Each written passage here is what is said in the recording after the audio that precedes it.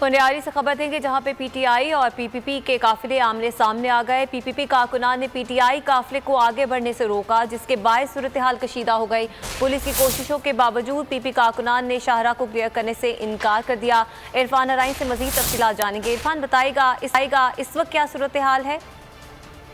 जी बिल्कुल, कंडियारी शहर में दाखिल काफिला सिंध हकूक मार्ग का काफिला जब कंडियारी शहर में दाखिल हो रहा था तो पीपल्स पार्टी के कारकुनों की जानिब से एहतजाज करते हुए रोड को ब्लॉक कर दिया गया, जिस पर पुलिस की भारी नफरी ने काफिले को शहर से बाहर रोक दिया और उसके बाद रास्ते को क्लियर करवाने की कोशिश की, मगर पीपल्स पार्टी के कारकुनों ने रास्ता क्लियर करने से इनकार किया, जिसके बाद पुलिस की इजाफी नफरी को तलब किया गया था और फिर पीटीआई के कारकुनों की रैली को वहां से गुजारा गया और नारेबाजी दोनों जानिब से शदीद किस्म की नारेबाजी की गई।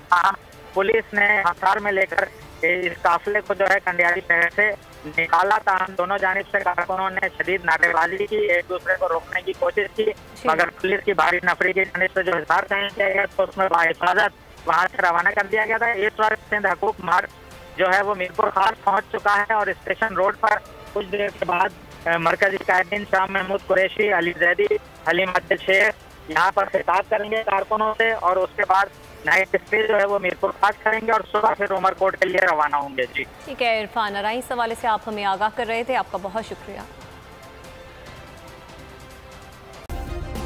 सब्सक्राइब करें और बेल दबाएं ताकि कोई खबर रह न जाए।